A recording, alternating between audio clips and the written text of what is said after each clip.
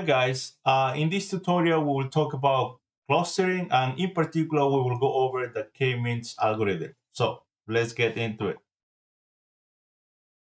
So clustering is an statistical technique that allows you to find groups in your data. Okay, so then clustering, find groups in your data. Okay. So keep in mind the clustering falls under what is called unsupervised learning, meaning that there is not a specific target variable that we want to model. So meaning that we're only looking at input data and trying to find some groups in there. Okay, so no target variable to be modeled.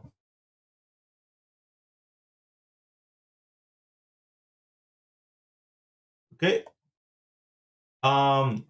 By far, the most common algorithm for clustering purposes is called the K-means algorithm. It's a very old algorithm that it was developed and published back in the 70s, if I remember correctly. So then now let's go over this particular algorithm. So first, let's go over the strengths and the weaknesses, and then we will go over what are the specific steps involved in the K-means algorithm. Okay, so strength number one, so we have it use simple principles that they don't rely on statistical terms. Basically, K-means it groups the data based on how close two data points are. That's basically it. There is no statistical formulation involved to find similar observations. Okay, it's just based on how close they are. Second, the second strength is highly flexible and is being applied on many different scenarios. Okay, there are many different papers, many different use cases that they have used K-means up to some degree. Number three is it performs well under many real-world use cases. Okay, so practitioners, if they're working on something related to clustering, the first thing or the first algorithm that comes to mind is K-means because it's highly flexible and it's pretty fast. Okay, so those are the three big strengths of the K-means algorithm. Now let's go over the weaknesses. So then, number one is it's not as sophisticated as modern clustering algorithms. Again, this is kind of unfair, but again, it was developed in the 70s and it's still around. Okay, so that's one of the weaknesses. Two, there is an element of randomness, so the optimal solution is no guarantee. And I will show you what I mean by an element of randomness. Okay, and three is it requires a reasonable guess as how many groups you want to consider for your data. Okay, so then to me the two big weaknesses are there is an element of randomness, but then there is like a little trick that you need to consider to get around that, and also you need to have an idea of how many groups your data has in some sense. Okay.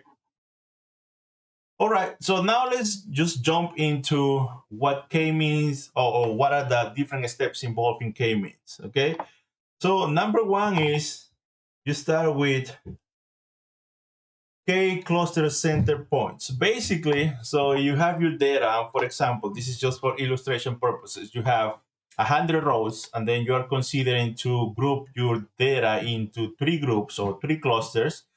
So basically, three of those 100 rows will be selected as the starting centroid. So then that's the first element, that's the element of randomness, okay? So maybe if you're lucky, the right rows are selected as the initial centroid, so then you may reach an optimal solution that way, okay? But then that is the element of randomness. So then first, you need to know how many groups you want to consider, right? 3, 4, 5, whatever the case may be, or maybe two. And then that number of observations will get selected at random as the initial centroids. Okay. Then the second step is basically once the initial centroids are selected, so then you start looking into the other observations, and you will start assigning each of those observations to the closest centroid, okay? And this is where Euclidean distance come to the picture, because an observation is going to be assigned to the closest centroid, okay? So then once you finish, or once the algorithm finish assigning each of the observations to the closest centroid, basically at that point, the centroids for each of the clusters, it will get updated. Now looking into all the observations that fall into the cluster, then for the next iteration is the centroid will get updated based on the observations that fall in that cluster.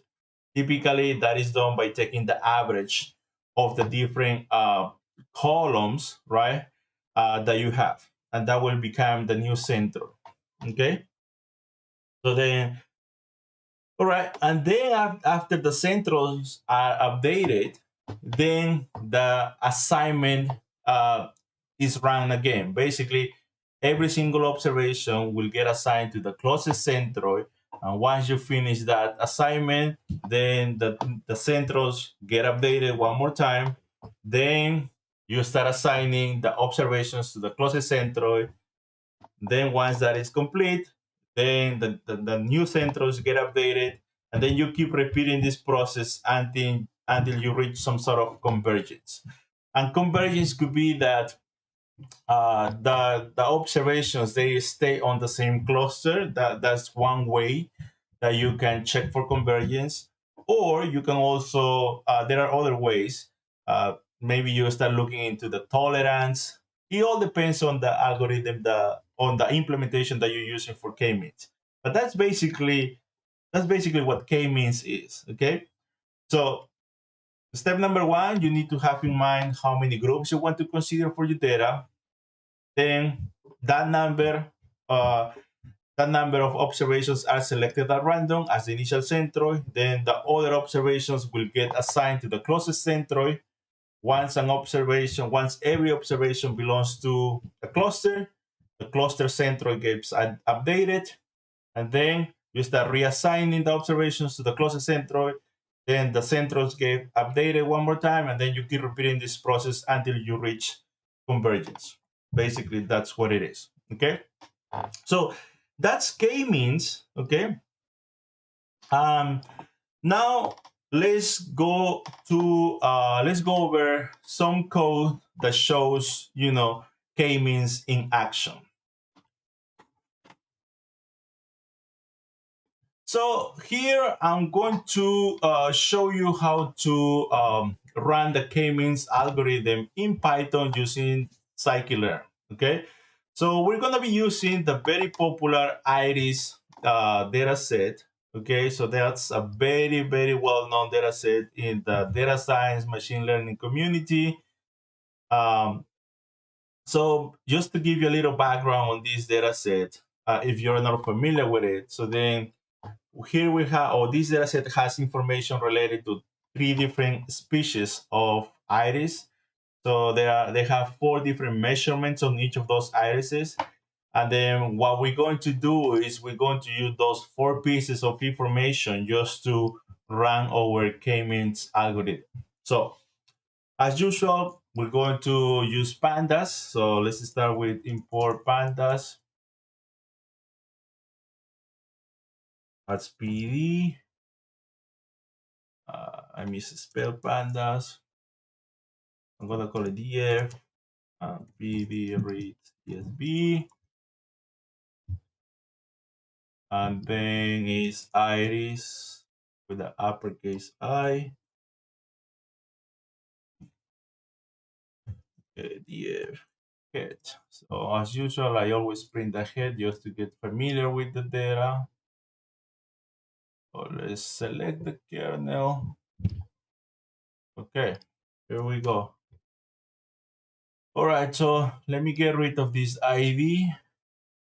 So index called 0. All right, so these are the 4 pieces of information that we have on those iris flowers. And then this is the one that has what is the species, okay? So let's take a look at species first. So then let's print just the frequency table. So df species value counts, normalize equals to true. So 1/3 of the data is from iris setosa, then iris versicolor, and then iris virginica. Okay. So, and in fact, there are, if I remember correctly, there are 150 observations here. Yes. So we have 50 iris setosa, 50 iris versicolor, and 50 iris virginica. All right. So what we're going to do here is we're going to use these 4 columns to run our K-means. Okay. All right. So we're going to be using the implementation, the K-means implementation from scikit-learn. So let's load that. So scikit-learn cluster K-means. That's the one that we need to use. Now, one thing that I want to emphasize here, so let me quickly do this. So df describe. So yeah, so then this shows the summary statistics of all the numerical columns. But as we can see here, right, the range of values for each of these columns are different, right? So sepal length goes from 4.3 to 7.9. Sepal width goes from 2 to 4.4. Petal length goes from 1 to 6.9, and petal width goes to 0.1 to 2.5. Now, the reason why I'm emphasizing this is K-means, as I mentioned a few minutes ago, K-means relies on the Euclidean distance, because how you decide this observation goes to this cluster or go to this cluster is based on the Euclidean distance, okay? And one thing that we need to be careful with the Euclidean distance is it's very sensitive to the inputs that you're using to compute the Euclidean distance. Meaning that if you have 2 columns that they are on different scale, and then you're computing Euclidean distance among those rows, the column that has the wider range is the one that is going to dominate the Euclidean distance. So, and we don't want that, okay? So in order to avoid that scenario of getting biased Euclidean distance results, it's highly recommended to make sure that all of the inputs that you're using for your K-means, they have to be on the same scale, okay? And for that, basically, it's just performing a transformation.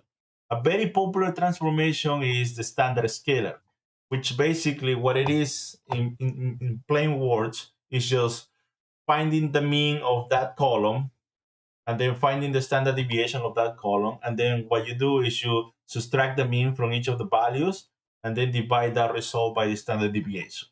That's basically what it is. Okay, and then that's what we're going to use here. So from sklearn pre-processing standard scalar. So that's the one that we're going to use. Okay, so then let's define the features. So the features that we're going to use for K-means are going to be these 4 columns. So we are just going to drop the column called species. Okay, let's just run this just to take a peek of what are we doing so far. So far we use low standard scalar, then K-means, and here we're defining what are the features that we're going to use for clustering. Okay, then what we need to do is we need to standardize these. Okay, so for that, standardize the features. So then we're going to define the scalar. So that's the standard scalar here. And then we're going to apply that to the data. So we're going to call it x scale equals to standard scalar that fit transform. So then this is the method that we're applying to the data that we call it x, right, to the input data. So basically what this is going to do is it's going to look into all of the values on this column, find the mean, then find the standard deviation, then subtract the mean from each of these values, and then divide that result by the standard deviation. So, okay, so let's take a look at this. So the output is just an array. So then if we want to see it just as a data frame, we just do PD data frame, and that will print it as a data frame. So then now notice that we have different values. These are the standardized values. Okay. Now, these are the columns that we're going to use to run Kmeans, okay? All right, so then now we're ready to fit Kmeans. So we're going to define the model. So then just for illustration purposes, we're going to use Kmeans. This argument right here called n underscore cluster equals to 3. Basically, we're telling A, group the data into 3 groups. Especially when it comes to building models and when it comes to anything related in any model in the machine learning umbrella that has some sort of random element, it's highly recommended to set the seeds. Okay, so then here I'm setting the seed to be 42. Okay, why 42? I mean that's there are a couple of theories that 42 is the beginning of the universe, and then it's a very popular seed value among computer scientists, among machine learning practitioners. So that's what I use 42. Um, when we were the other thing that I want to emphasize here is there is another important argument, which is the n int. Okay, and in my case, I like to use 20.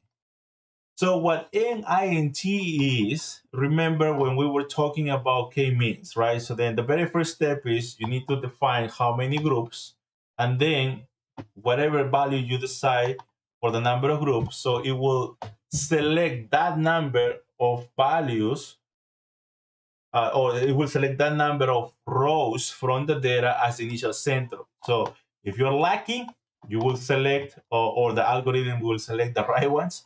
If you are not that lucky, so you may select incorrect rows as cluster centroids, which may lead to poor result. So what this is doing is an instruction to Python that tells run k-means 20 times and give me the best result out of those 20. So that's what I like to use, 20. You can use 10, 20, 50, whatever the case may be, but I like to use 20. So once you define the model, then you feed it to the data, and notice that I'm feeding this to the scale data, okay? And then the next thing is, once you feed it to the data, then you will need to extract the labels. And typically I append those labels to the original data frame. So in this case, it will be, I will create another column here that will call it cluster, okay? And then once the model is applied to the data, once the K-means model is applied to the data, then you extract the labels just by doing that labels underscore, okay? And then here we will print the head of the data frame. So let's run this. It went really fast. And now here we have a column that represents the cluster membership. So let's take a look at the frequency table of clusters. So here, cluster, value count, normalize equals to true. Okay, so there 35% of the data belongs to cluster 0, 33% of the data belongs to cluster 1, and 31% of the data belongs to cluster 2. Okay, now what do you do with that information? Well, typically, or at least based on my experience, so then you will start isolating each of those clusters, and then you will do some deeper analysis on each of those clusters. Okay, so now what I also want to emphasize here is, as you can see, running k-means or applying k-means to your data is not that complicated. Okay, the only thing that you need to keep in mind, at least based on my experience, is number one is make sure that you standardize the input data, because the Euclidean distance is sensitive to that.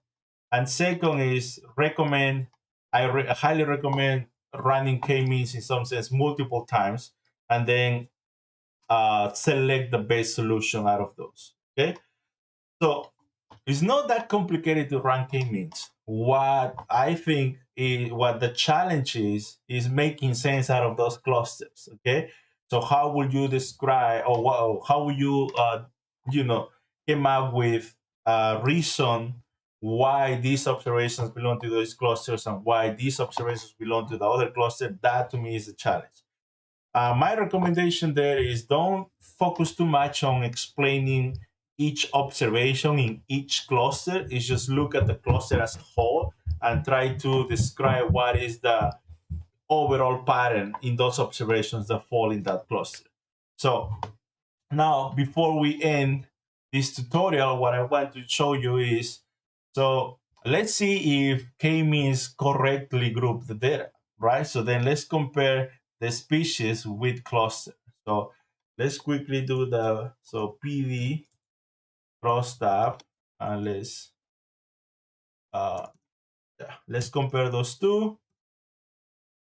All right, so let's see. So on this one, so then, for example, all the species from Iris setosa, they belong to cluster 1. So then basically they are, in some sense, the algorithm or K-means was able to find similarities on all of those species, and then he put it together on the same group.